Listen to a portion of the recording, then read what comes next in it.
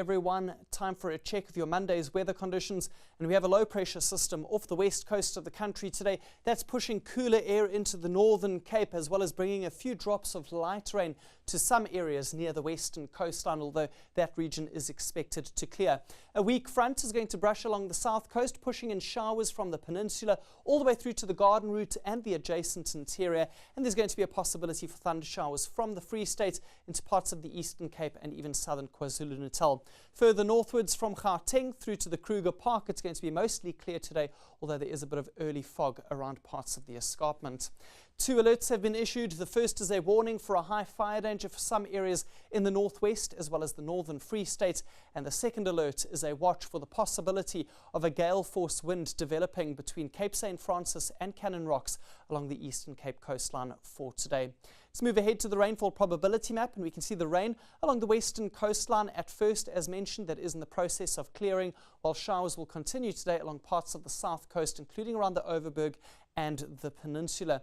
Isolated thunderstorms for some areas extending from Bloemfontein through to the region just south of Durban as well as towards East London. Scattered thunderstorms possible for some areas in the Eastern Cape interior, including around Bishu, Adelaide, as well as towards Mthatha. Let's take a look at the detailed forecast, and your maximum temperatures in the northern parts of the country are going to be quite high this afternoon, bouncing back for Phalaborwa, reaching a high of 33 degrees after yesterday's somewhat cooler day in the area. A hot day as well for much of KwaZulu-Natal, but cooler into the Eastern Cape, Grahamstown with a maximum of 19. And it's going to be a windy day along the coastline of that province. Port Elizabeth, 55 kilometers per hour. And as we've seen, those winds could even reach gale force at times. Northeasterly winds along the KZN coast and swells still elevated at about 2.5 meters.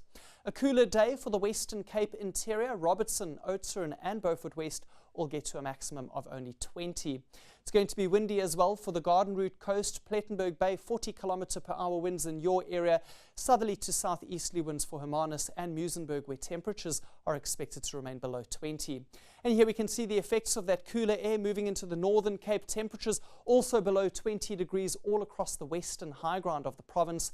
And towards the Atlantic seaboard of the country, we see a mild day over this area. Northwesterly winds are going to be moderate for Lambert's Bay at about 25 kilometers per hour. Swells, on the other hand, will be low between 1 and 1.5 meters.